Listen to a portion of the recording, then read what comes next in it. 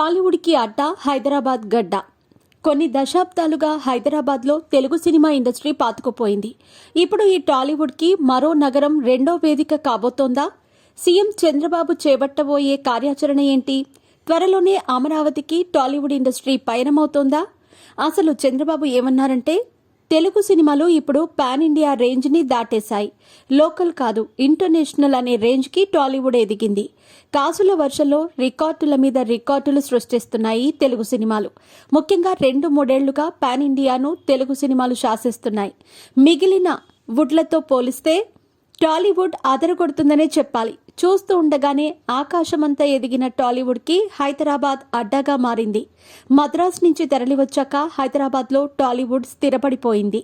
నగరంతో పాటు చుట్టుపక్కల పరిసరాల్లో షూటింగులకు అవకాశాలు, భారీ స్టూడియోలు ఉండటం ప్లస్ పాయింట్ అయింది. ఇక నగరంలో ఉన్న సదుపాయాలు కూడా టాలీవుడ్ని ఆకర్షించాయి.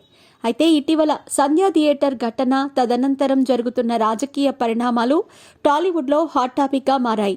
ఈ నేపథ్యంలో చంద్రబాబు చేసిన వ్యాఖ్యలు సినీ సర్కిల్స్లో చర్చనీయాంశంగా మారాయి. అమరావతి నిర్మాణం పూర్తయితే సినిమాలన్నీ ఇక ఏపీలోనే అంటూ చెప్పుకొచ్చారు. భవిష్యత్తులో అమరావతి నగరంలో సినిమాలకు మంచి మార్కెట్ ఉంటుందని అభిప్రాయపడ్డారు సీఎం చంద్రబాబు.